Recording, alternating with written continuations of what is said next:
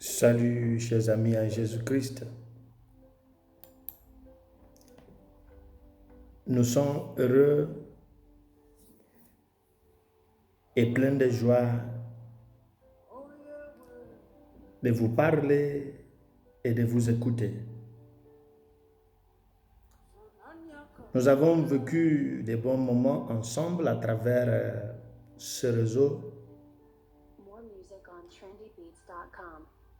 et nous vous remercions pour votre contribution et vos consignes et conseils. Aujourd'hui, nous sommes au 3e dimanche de Pâques et nous méditons autour du thème « Réussir en accord avec mon appel ». Il est une chose de réussir, mais il est une autre chose de réussir selon ma profession, selon ma vocation. Nous méditons autour des Actes des Apôtres, chapitre 5, verset 27 à 32, 40 à 30 et 41. L'Apocalypse de Saint Jean, chapitre 5, verset 11 à 15. Et l'Évangile selon Saint Jean, chapitre 21, verset 1 à 19. Réussir en accord avec mon appel. Lorsque la main de Dieu est sur nous pour une mission, lorsque l'onction divine repose sur nous,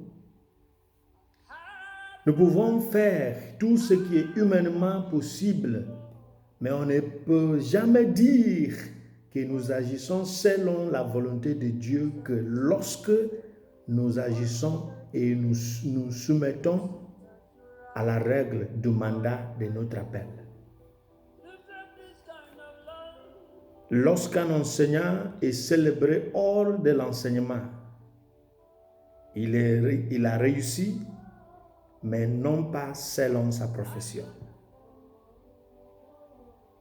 Lorsqu'un homme de Dieu est sollicité en matière d'argent, en matière financière, et non pas en matière de la sanctification du peuple de Dieu, et non pas en matière de sa pastorale, il a réussi parce qu'il vient en aide aux gens qui sont dans le besoin, mais il n'a pas réussi selon sa vocation. Réussir en accord avec mon appel.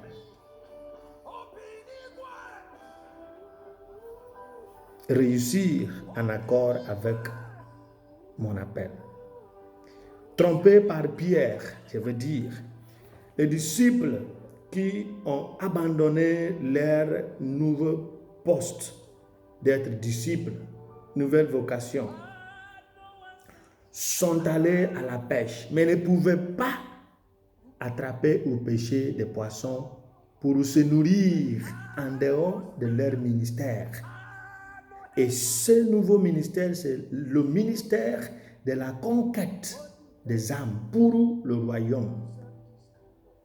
Car Jésus a ordonné que leur accomplissement ne provienne plus de la pêche, mais de la conquête des âmes, de l'évangile, de l'évangélisation. Raison pour laquelle ils ont appliqué toutes les règles liées à la pêche sans rien trouver jusqu'à l'arrivée de celui qui appelle et qui sanctifie. Et lorsqu'il leur a dit de jeter, là ils ont jeté, ils ont vu la différence. En matière d'apprentissage et d'intendance, aucun raccourci ni le saut d'étape de formation n'est autorisé. Soit nous faisons les choses correctement, soit nous recommençons à les faire correctement, soit nous perdons la vue. C'est parce que la récompense et la couronne n'est pas donnée à tous les athlètes qui ont participé à la course, ni à tous ceux qui ont terminé, mais Elle n'est donnée qu'à ceux qui ont participé et terminé selon la règle du jeu. Il m'arrive de participer juste pour finir. Il m'arrive de participer juste pour me faire voir et non pas selon la règle du jeu. Et grâce à la charisme de l'Éternel, il m'arrive aussi de revenir sur la ligne de conduite de formation pour participer avec le but de respecter la règle pour terminer selon la règle du jeu.